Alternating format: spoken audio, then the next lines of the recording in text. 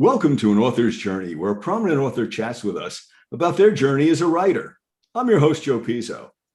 Today's featured guest is Rick Wormeli, a gentleman with a keen mind and a stellar reputation as an author, a keynote speaker, and a professional development provider.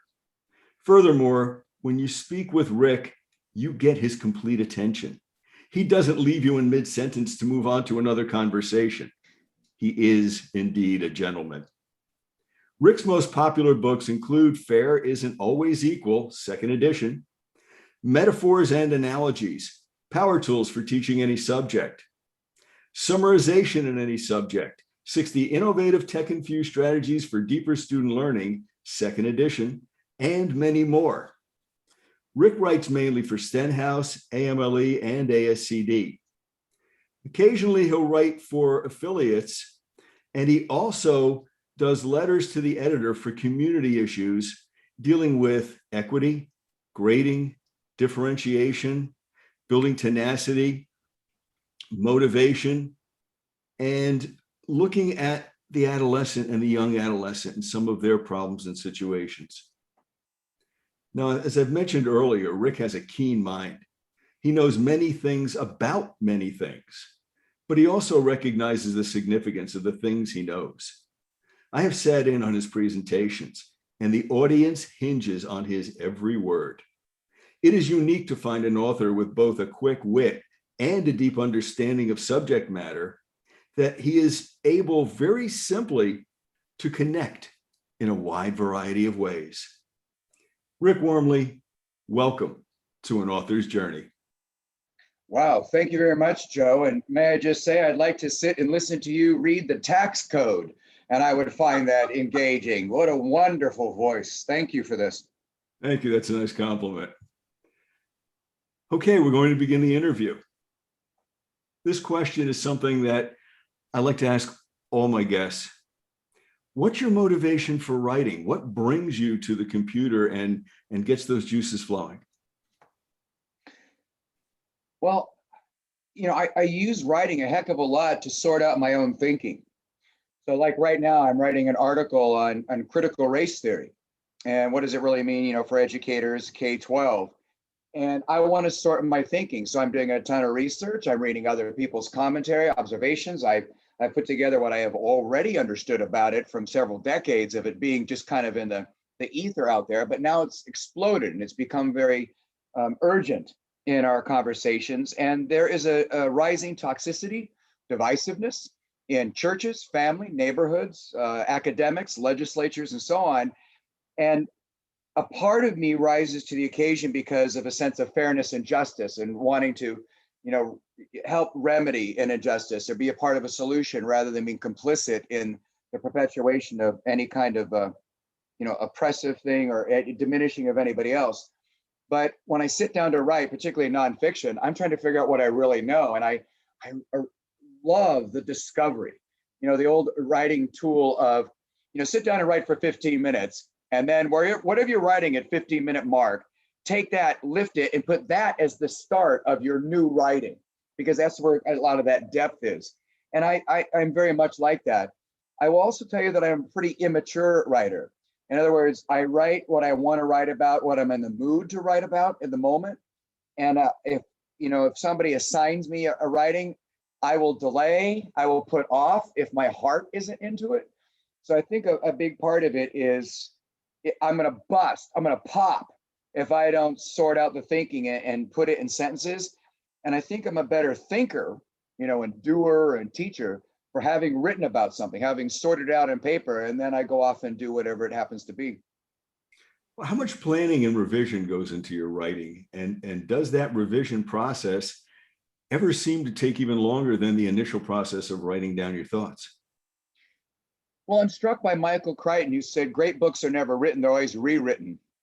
And I find the value in so many of the manuscripts really comes out in the revision, not the initial, setting, pen or to page or keyboard stroke to keyboard, that it's really the vision afterwards. I love that one of my favorite things at all in the writing process is you write, you're really into it and everything, and then you walk away from it for a number of days so you have fresh eyes.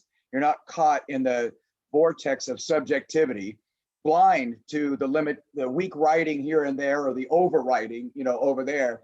And you see it with those fresh eyes. And then you start going, oh man, I can make that so much more cogent. Let me do this. You know what?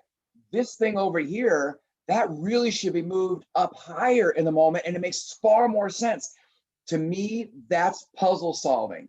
And that's aha epiphany stuff.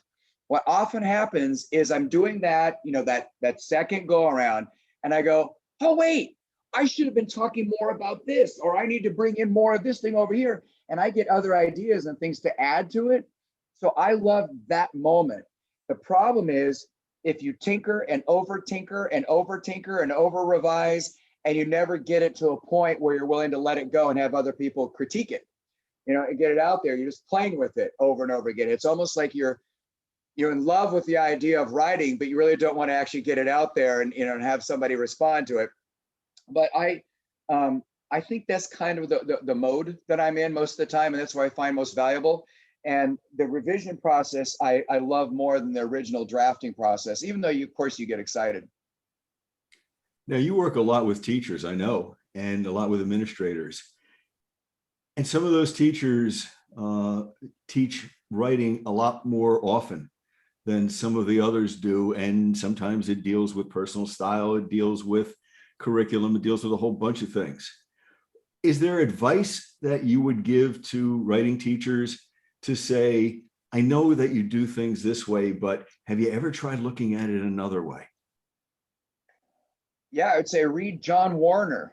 His stuff is really good. He's at the university level, but his stuff is brilliant. I mean, there are other authors out there that, we can say, hey, look at them and how they do that. The thing that strikes me is most powerful is that we have writing models, and writing formulaically never serves. It's the idea that you teach writing models and how to bust the models or use hybrids of multiple models. So, nobody usually says in the larger world, post high school or post university, please write in this formulaic model. You can say, here are the conventions of documentation for computer software. Here are the conventions for university writing, research writing, narrative. But the way you write math and mathematical related things, there's a syntax and semantics to writing math. There is a literacy, syntax, semantics for writing science, which is different than writing history. That's different than writing these things. We are great mathematicians because we know how to write and read mathematics. We are great scientists because we know how to write and read science, and so on. That follows. And I would say, yeah, teach all those conventions, but just as important, in fact, sometimes more important, is how to innovate and toss the conventions to the wind if it serves audience and purpose and engages in a new way. So the idea of finding authentic voice that extends or transcends what the current generation thinks is excellent. The idea that I would move to one side and let me not limit you to my imagination.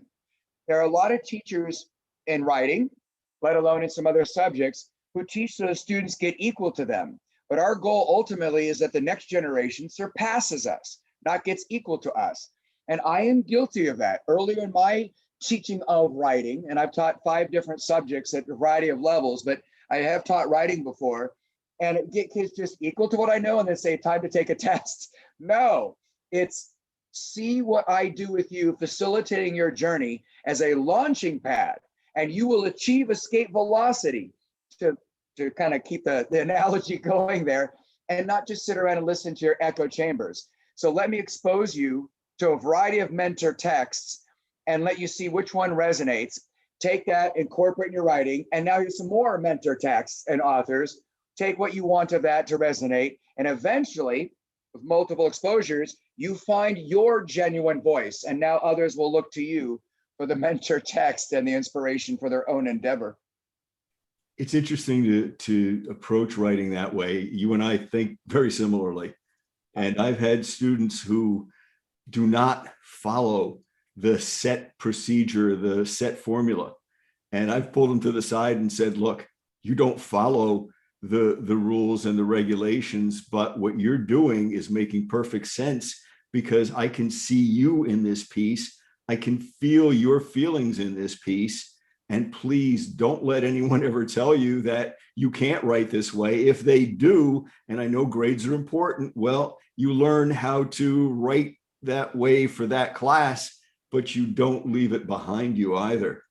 You And know, I think those are oh, the I'm sorry, go successful ahead. writers. Yeah, go ahead.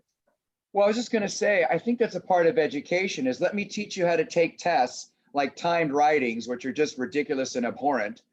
Not really a test of writing at all, but more a test of how do you do with inappropriate high stakes testing than it is for writing. Correct. But let me teach you how to write to have a hassle-free life. But let me also teach you how to write to find meaning and resonance in life and discover who you are through your writing and find joy in that. And I think it's okay that you teach both the dichotomy of both of those. It's not the end of the world. We'll teach you how to play the game, follow the rules, but man, break the rules. It's interesting you say that. I had students for years now writing poetry, and I usually tell my students, because they're seventh graders, try to stay away from rhyme, because what Oh, I yeah, find with young writers is you end up doing nursery rhymes. Moons yeah. in June are fine, but they don't really give you the essence of what's there. But there have been occasions where I've had kids use rhyme and basically blow me away. I pulled one kid aside and I said, look, this sounds like Shel Silverstein. This is really good. It's creative. It's wonderful. Don't worry about the rhyme. Keep going, because I know that you know how to do the regular type of writing. You're proving that to me in this writing. So yeah, I think that that's one of the things that as writers, as authors, we need to be aware of and relate that to our students, that there is room for the flexibility. There's room for the individuality. And the individuality almost seems to be uh, that abstract that you try to help them to at least find, if not realize. I think that's really true. I think there's a middle passage, so to speak, Yeah. where people who are writing professionally, whether poetry, fiction, nonfiction, whatever it is, go through a phase of let me try to see how clever I am. And in the rhyme, oh, I found just the right word that rhymes and actually perpetuates my message. You know, it fits perfectly and the meter is there and the cadence, and you just feel you're in love with that. And the moment of true writing is when you can transcend that and accept it's not about being clever. It is about taking someone's breath away. It is about somebody seeing themselves in this and not being aware of the written page. I think the moment that you realize you're not writing to marvel at yourself, you're writing to really evoke something in the reader that is a strong force within you, is one of the moments we realize, oh, I'm going to use words, sentences, phrasings, references in the service of this larger thing, not just for their own selves. But I think everybody, honestly, has to go through that stage of playing with words and trying to be impressive to see what you're capable of. Let me try this tool. Oh, try that tool. Because I think we do emulate some of the best. And then when we incorporate it, I mean, Stephen King and so many others have written about that. You emulate these, his was Raymond Chandler. Write like that. And eventually you get this idea of, I can combine these and this is uniquely different. I'm okay. But I needed stepping stones. And that's not a bad thing. It's really okay, just as long as you recognize what it is. Now, when you look at the writing process from your own perspective, I know that everybody approaches writing a little bit differently, and we all use it for different purposes. And you use it, as you said, to kind of clarify your thinking, to give it a framework, give it a direction. So I'm going to ask you then, what's the most challenging part of that whole process of writing for you? And what's the easiest part? Well, when I write a book, I'm an immature writer in this regard. I write the easy stuff first, the stuff I have strong opinions about, because it flows. And I feel like, oh, I'm being productive. So I'm okay. I get a lot of words, on the page or on the screen, so to speak. And I feel like, wow, I'm doing that. And nothing motivates like success, like you're doing stuff, you're moving forward, right? And then, of Correct. course, you come back a few days later, look at it and go, oh my gosh, what was I thinking? But I do write that. Here's the thing I found, though. I dread the boring stuff, but I know nonetheless it is important for the overall book and its success to be meaningful to teachers. I need to write and really research and be thoughtful about that thing. And so I delay it. I put it off and I put it off and put it off, writing the good, the fun stuff, first. Every time I do that, I'm totally serious. I don't know why this happens and why I haven't learned from my mistake. But every single time I write the hard stuff, the stuff I've been delaying on, and then I got to figure out a transition between that, how it fits in the larger picture of this earlier stuff that was very passionate. I discover how much fun it is to write about that other stuff. I finally did the thinking. It had to percolate, it had to bubble up a little bit more. I guess that's why I was delaying it. And then I get into it and I go, this isn't bad at all. This is like really cool. And it fits here, here, here, here. And so I'm struck by the mind likes to see patterns, relationships, and connections. That's the way we think. And when things are discrete individual pieces, we're still very much the novice. And experts think in chunks, and they can see the overall and assimilate more than one thing. And when I'm writing about something that's fairly new to me, I tend to not be able to assimilate. But once I get in there and I've got these early pieces, the passionate pieces, and then I start getting into these other stuff, I start seeing connections. And that's woohoo. I love that. That's a you're on fire moment. You could do no wrong and you go for it. And now you get this critical mass of your book and you go, okay, I'm going someplace. But you have to be open to, when you write the tough stuff and the connections there, this is now something enjoyable because it is meaningful to you. So I don't know if that makes sense, but I tend to do the easy stuff first because I'm passionate. It might be a controversial thing and I have strong opinions. Go for it. Yeah. And the other stuff might be just boring. I feel like I'm doing a dissertation or some kind of a book report, for some really demanding teacher, and the book has no meaning to me. And I slog through it and suddenly I go, whoa, this is much better than I thought. So I don't know if that helps or not. What it sounds like you're saying to me is that there's a lot of the artistic process here. As a sculptor sees a form that has all the little pieces removed and shaped and turned before the first blade ever touches the clay, or the first hammer touches the stone. And the painter sees the entire painting on the canvas or a good portion of it without ever touching the brush to the canvas. There's that vision of not only what is, but what is anticipated to be. And it sounds like there's a lot of discovery. Yeah. Yeah. And I like contour or cadence writing too. I'm always trying that out in my interior monologue, I guess, is running through my head, where I'm getting sentences of certain structures and there's a rhythm to them, and they might be longer, more complex. And then I need to punch it. I need to do a very short sentence that really nails something home, so it's fluid, it's airy writing or whatever it is. And suddenly, and then we knew the difference, period. Like it's its own paragraph. And that's like, oh, right. And that's when it all turned. That's when we turned the corner. Like, whoa, where'd that come from? I like jarring, the structure. Everybody's expecting, here's the flow, and then suddenly, boom, twist. It's a slightly different structure. And now you're back into it if you were lost in reverie in the moment or thinking about something else. And that to me is a physicalization. So when you say, and you make the analogy of sculpture, I agree wholeheartedly. You remind me of a book I read way back when I was in graduate school, Sound and Sense by Lawrence Perrine. And Lawrence Perrine talked about not only the essence of the meaning, the semantics of the piece, but the sound of it. It has to have the proper tone, the proper music to it. And he used a lot of poetry, for example, but I think if they were to update the book or to rewrite the book in any way, that prose could easily become very much a part of that, because as you said earlier, you write differently for science than you do for math, than you do for the social sciences, than you do for fiction, that they all have those differences, and those differences seem to be in a music. Yeah. And right. And so do you hear the tune?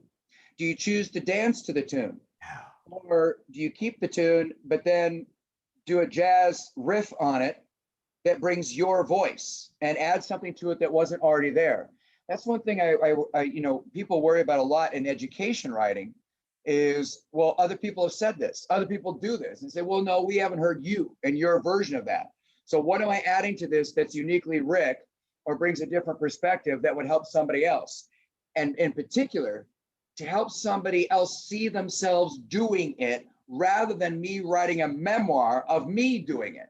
So one of the things that I'm always conscious of is I never use first person singular, and because that's I do this, I had this, me had this, away I, and I don't use second person because that can be defensive, like you should. I always use the inclusive first person plural. We all have students who might be disrupting our class from time to time. Many of us have experienced a lot of worry about providing feedback to our students and their learning. It's we're in this together. Let's walk the path together rather than you do your thing and I do my thing, and you never see yourself doing the stuff I'm describing or encouraging you to do. And there's a strength in that unity as well. There's a feeling of not only companionship, but there's a feeling of the shared vision.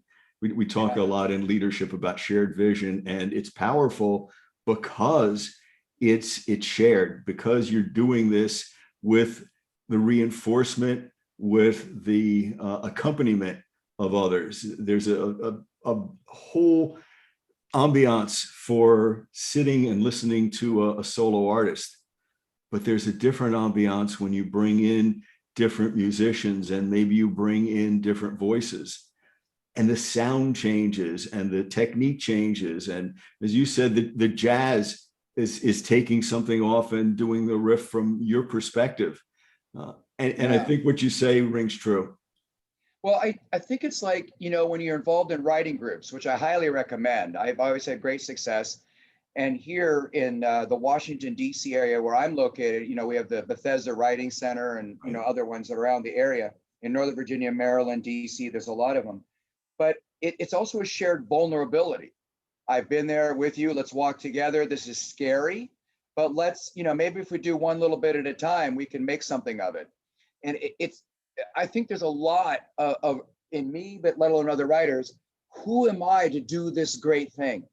Who am I to imagine that I would have anything that would affect others in some way that is either magical or inspirational or practical, what we're trying to do. That's a scary thing. And so, we're, I guess, figuratively holding hands, but at least we're walking together and sharing the space, but not just shared leadership and writing, but shared vulnerability. It's a fragile thing, and that's okay. But I think it creates the camaraderie, that we're going through those things together. And it also affects the tone of the piece, because if you're too sure, then no one likes the perfect solution, because we know that things aren't perfect and perfect solutions really don't exist. If we try to sell them that way, it's going to be a problem. Yeah. And I also, I think, what if I made a litany? Here are 50 ideas for writing. You'd be overwhelmed and it'd be off-putting, truly. Right. Well, they got all those ideas. Who am I? I've got like one idea, maybe three. And so when we work with writers or ourselves, we really need to focus on just 2 or 3 elements at a time and not be overwhelmed. And in every single engagement, it's let me help you invite your life and have a seat at learning's table, so to speak. You see your culture, you see your identity as honored, and your earned insights, your inherited narrative are valued here. And let me show you where you can help make something of that is uniquely yours. And I think that idea of invitation is powerful. In fact, Avi, the young adult author Avi, Nothing But the Truth, Crispin, and True Confessions of Charlotte Doyle, and so many more. He one time said in one of the NCTE magazines, the National Council of Teachers of English, which Joe, I know you know very well. Yes. He one time said that, the great book's always written as a C and never an O. And what he meant by that is, of course, a lot of people write a first book and they say, here's everything that's happening. Here's what you should be seeing, feeling, thinking, and here's what you should be, how you should be reacting. Just sit there and receive, you passive recipient. And those books don't sell. The books that sell is when the author doesn't spell anything, every single thing out. It's not passive, it's active. You have to fill in. So it's just a C. There's a portion of the O that is open where you insert your life, your reactions, and that's the book that sells, that makes one adult to another or one child to another. This book moved me so much. I want to share it with you. And now you know, oh, that's something. This was an experience for me, and I want to connect with you by sharing the same experience. So are you invitational on that? Do you go out of your way to make sure that's invited rather than, dissuaded or, pushed back? It's huge. I have to give a shout out to Avi because he was my college librarian. Ha! That's just great. He was the Wow. librarian He's at quite the unique character, but boy, yeah. he's been inspirational for so many. What an amazing experience, Joe. He was at the College of New Jersey, which was then Trenton State College. Ah, yes, And of course. we would look at him and say, he's the quietest person we have ever seen. Right. He would go about, he would do his job. He would be in the office, filing, listing, doing whatever. And we heard him talk one time and we all kind of looked at each other and said, okay, so we were right. He does have a voice. Yeah, exactly. And we said it kiddingly, but he was always just so much in the moment of what he was doing. It just seemed in a comfort zone. That's true. I mean, that we give ourselves permission to enter flow. Yeah. Yeah. When I've got a book, I'm in flow. And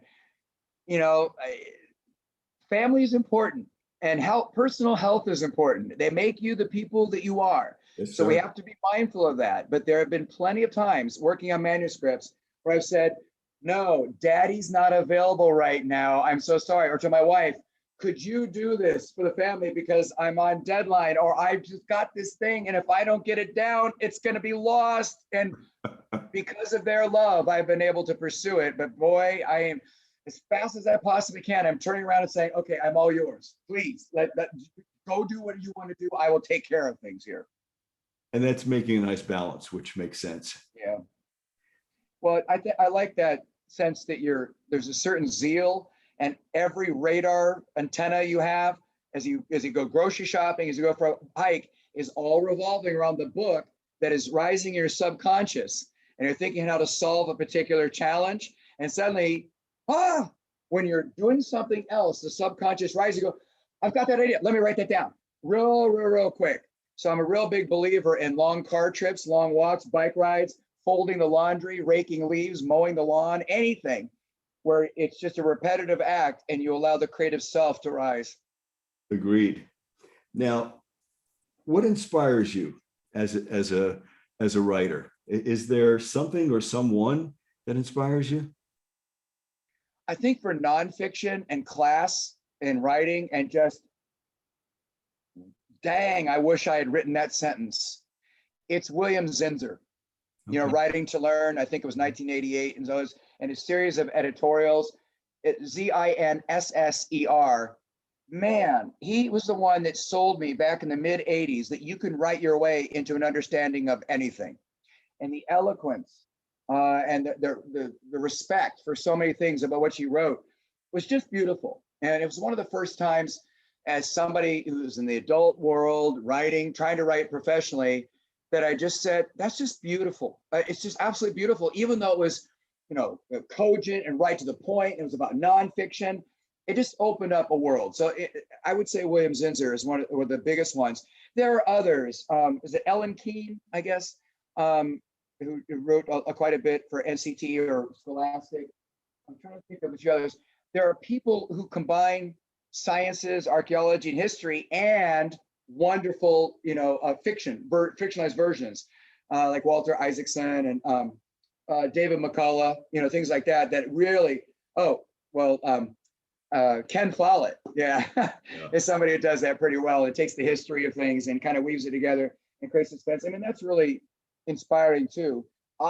Weirdly, I only published nonfiction because I'm too chicken, but I love writing fiction. And I have since I was a kid. I wrote fiction starting in second grade. We still have some of my second grade stories.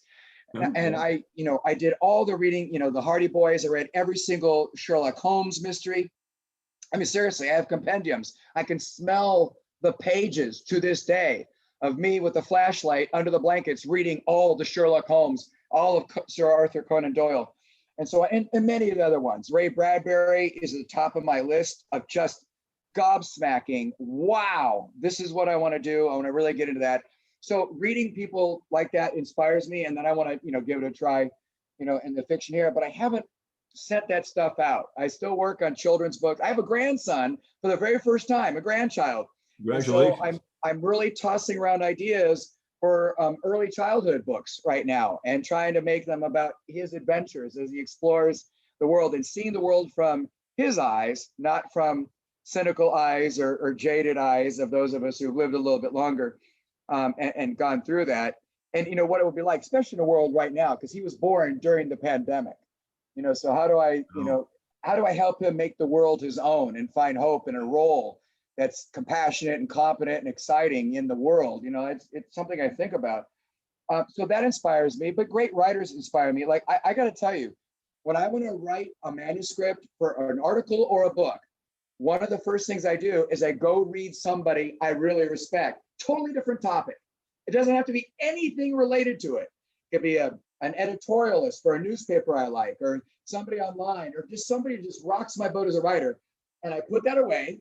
And now I sit down to do my, look at, you can't see me right now, but my fingers are on the keyboard like I'm about to play the piano. I play the piano, so there's a lot of analogy there. So I'm sitting down and I'm about to play, and I play at a so much higher level for having read ahead of time, even if it's just half an hour, somebody else that I really respect. And it's on a different topic, but on this topic, I'm on fire because I just got the mojo, the jazz from that other person. And I let it just infiltrate every corpuscle of my body. Whenever I've taught composition, whether it's been at the middle school level, whether it's been at the college level, I'm always amazed to hear the music in some of the pieces that the students are reading. Yeah. I've stopped during readings and said to them, do you play a musical instrument? And some will say yes. And I'll tell them, I can hear the music in your writing. And if they say, no, I don't, I always tell them, find someone who's a musician, because you can take that piece and you can convert that into a musical piece. It has the qualities there. So take it and let somebody with that background run with you, run alongside of you, and maybe help to guide you to bring the music that is articulated, not just implied, but articulated in your piece. That's such a powerful sentiment, and the skill you have, and you've been doing it a lot in this conversation, of taking a look at something in one domain and drawing the analogy in another domain, the music, the writing, and so on, and running with it, all these different things. And I think that's what good writers do. They can explain something that's powerful in terms of something else. Here's the analog and here's the target for that. Let's look at the possibilities here. Let's look at the limitations here. If you want to deconstruct something, that helps you be more analytical.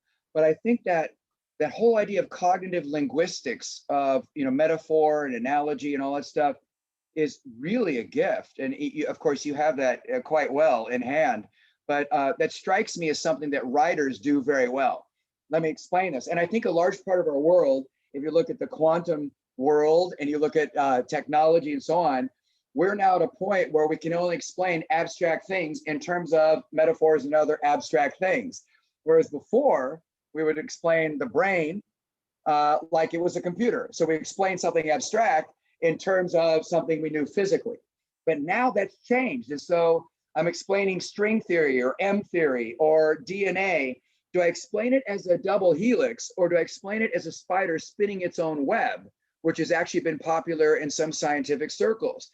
And how does that metaphor open doors, emancipate thinking once shackled or tethered to something more mundane, or how does it release it? And we move forward. I just love the power of that. So thank you for doing that. Well, thank you for the really nice compliment. My brain works in strange and mysterious ways. I've been told.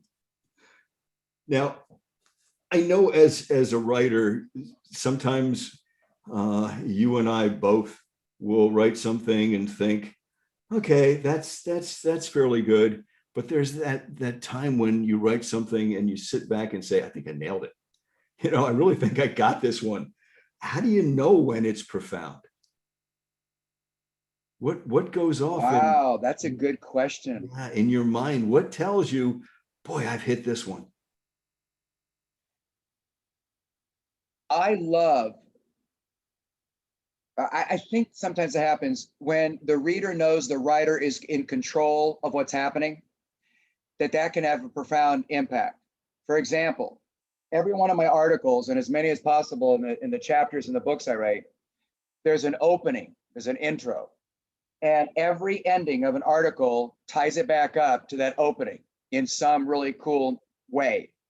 I reference it as in a cool way here. Like Cynthia Ryland wrote Something Permanent, a wonderful book with Walker Evans photography from the Great Depression here in the United States. And from the Farm Security Administration, he had been assigned to take photos. And she did a whole series of poems associated with his photos. And Something Permanent is a book I actually hand to adults as a gift. I think it's so good, let alone I use it with students. And I was talking at one time in writing about panic and anxiety and depression and things. And one of the things that she wrote about in one of the poems was, it was a child who was impoverished and obviously in kind of a rundown house, was going through a challenge, and having his photo taken by Walker Evans somehow gave him a sense that for at least once in his life, he was enough. And in the world of anxiety and depression and panic disorders, one of the biggest things that people are concerned about is, am I enough? Am I Hispanic enough, Black enough, white enough, funny enough, athletic enough, male enough, female enough, gay enough, whatever it might be? Am I enough of this thing that others desire, as I try to find my belonging, my role, and things like that? And so I wrote about this, through the whole article. And at the very end, I talked about, and here are the two things, that the messages we want to get across. And, they were very, they were kind of poignant and in the moment. And the last line was something to the effect of, both of which are something permanent. Because I had talked about that before. And I thought, wow, it was only 2 words wrapped up to that. And it was short and right to the point. And there's a punch to that. If I had another sentence explaining the connection, it would have weakened it. I have to trust the reader to make that connection. And I have to have that little zinger punch and not condescend to the reader by explaining things fully, even though I have to do enough so they can make the connection. Does that make sense? And Yeah. I think for me, that's magic when that happens. We run into barriers sometimes that are there. We run into barriers sometimes that are not there. We just imagine, and we look at things with different colored glasses on different occasions. Sometimes emotion becomes the tint to the glass that we're looking through. And yeah, we are emotional beings. And when we try to deny that, I think that's when we end up with more problems than we can even begin to create consciously. I've been told that in some of the writings, Rick, you're a very brave writer. You make yourself vulnerable, and you say things in kind of a common sense way that, we needed to hear. I couldn't say that in my faculty, but you get away with it, that kind of thing. Right. And I do, when I write, I realize, am I playing it safe? Am I doing something tame? Or am I doing something that will affect change, that will allow people, that'll be provocative, but also validating of what's going on? And I think that helps a little bit. To me, that lights a fire and makes me feel like, okay, yeah, I've done something here that works. I got to tell you, though, I learned from a principal a long time ago, when you write something in a school, like, a letter to parents or your grading policies for the community and that kind of thing, what you should do is write it all out, get it all out there, and then do it again, but cut it completely in half, and then do it again. And that's really helped me. So I usually overwrite, like if a manuscript or a column, they want it to be, 3,000 to 4,500 words or something like that. No problem. It usually comes out at 12,000, 10,000. And then I cut it down and cut it down. And by truncating, but trying to like, find a better action word than all the adverbs I was putting in there, which is lazy writing, right? And so having a more concise example instead of elaborating ad nauseum, ad infinitum, which is what I just did right now. I am my own audiovisual aid, interestingly enough. At any rate, when I cut it again like that, the writing is so much more, that was more poignant, more moving than my elaborative, weak writing ever could have achieved. And so that's another, I guess, a suggestion to get to that point of, wow, I nailed it when I practiced that, cut it in half, then cut it half a second time. Being a minimalist is not the easiest thing to do. And no, it's not. We're almost discouraged by that. And I think the folks who teach the little kids how to write sentences are very well intentioned by starting with a base and getting them to expand. But part of the unintended problem is that sometimes kids will process length as equalizing itself to quality. And the length doesn't necessarily translate to quality. It's the message. Yeah, we're trying to get them past bed to bed stories, as Donald Graves would say. Right. And so elaborate. And so they start thinking, I'll add adjectives. And so one of my favorite things to do, and I do it just for myself, let alone when I teach students, is, say the same thing, holding on to the same absolute truth, but say it 10 different ways. And, we start with Jeremy ate pizza. Well, the pizza was eaten by Jeremy. It's passive, but it is the truth. Right. Jeremy sank his teeth into the deep dish pie. Grease ran down his chin. Okay. We're elaborating. Play with that. The idea of sentence play and word play it helps with vocabulary acquisition, really helps the writer to go, okay, now I'm more in control. I can play with this a lot of different ways and then see which one sits with me. So if I'm struggling with the sentence structure, I just say, well, let's say it 10 different ways and see which one speaks to us in the moment. And it seems to work. And then the other one I love to do, you have to write the entire paragraph with only one syllable words. Like, oh man, stop getting so in love with your polysyllabic stuff. Get into that one syllable. How do I get that across? And is it more cogent or obscure, obtuse in what I'm trying to say? I don't know. Anyway, it's a fun thing to do. Those little spins are something that actually it comes in very handy if you're in the business world, if you're in advertising, if you are on a sports network. Sports updates given every 20 minutes or half hour or hour are not the same ones every time with the same information in the same phrasing in the same order, because it would be boring and people would tune out. So they write and rewrite and rewrite and rewrite. And I've been fortunate. I've been able to have some media people come in and talk to my students and show them that one piece can be written 6 or 7 different ways, because this one I'll do at 20 after the hour. This one I'll do at 40 after the hour. This I'll do at the top of the hour. Yeah. Oh, absolutely. I love that. That's another thing I love doing.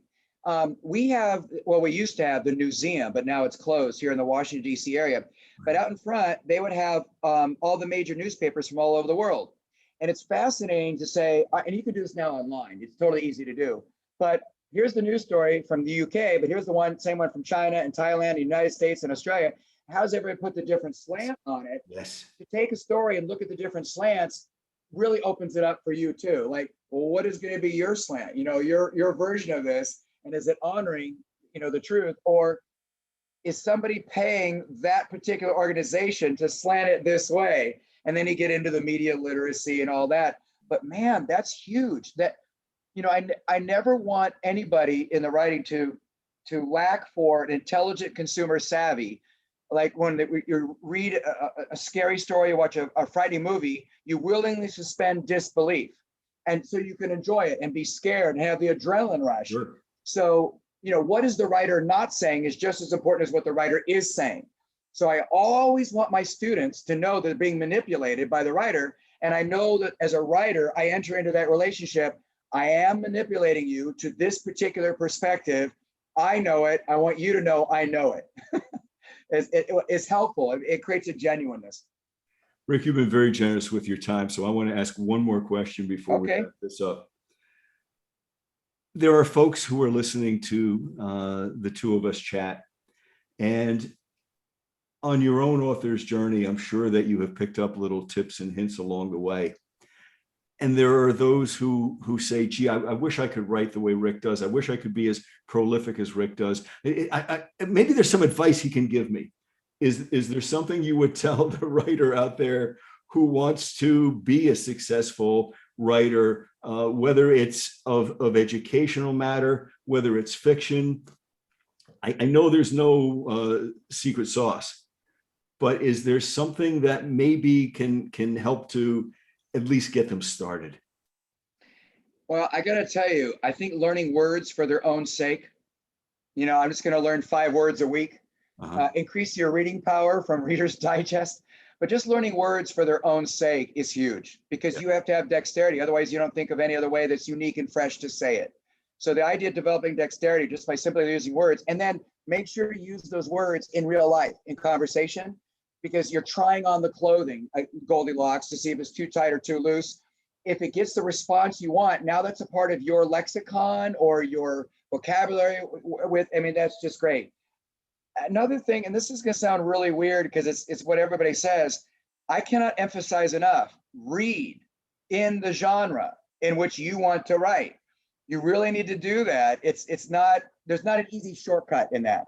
So I love thrillers and murder mysteries, and I'm voracious reading that. I also love undersea thrillers. So submarine stuff, underwater archaeology, every book I can possibly find, fiction, nonfiction. I'm a voracious reader. It lights me up. So I read that stuff, and a lot of my fiction stuff has been in those areas as I plod along and try stuff.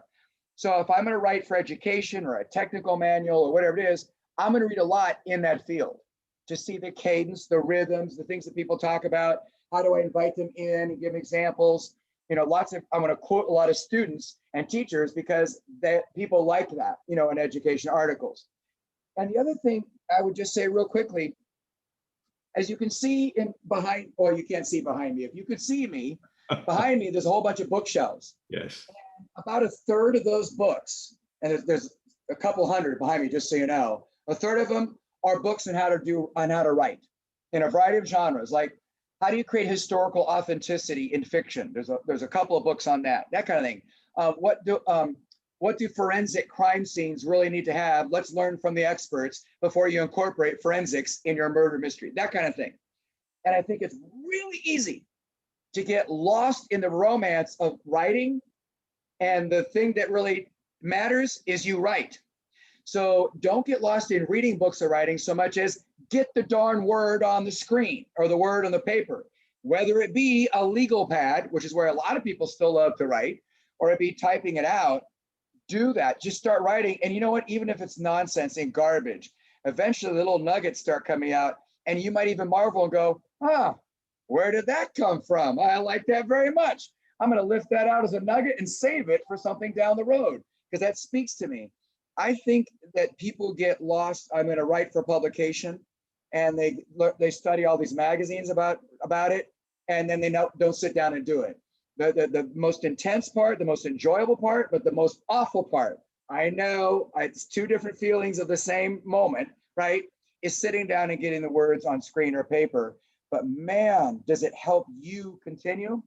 If you just keep reading books and articles about it, you hardly ever do it because you get more and more a sense of wonder and magic and romanticizing just the idea of being a professional writer, and that doesn't serve. So anyway, that's my 3 pieces of advice, let alone what I shared earlier in the interview. I hope that helps. Thank you, Rick. And thank you for taking an author's journey with us today. You're definitely a dynamic, erudite educator. You have a broad base of seemingly limitless knowledge. And I think it's matched only by an incredibly high level of energy. We appreciate your kindness greatly. So thank you. Thank you so much, Joe. This is an honor to be here. Really, time in your company anytime, time well spent. I hope to listen in on all the other interviews as well. I appreciate that, Rick.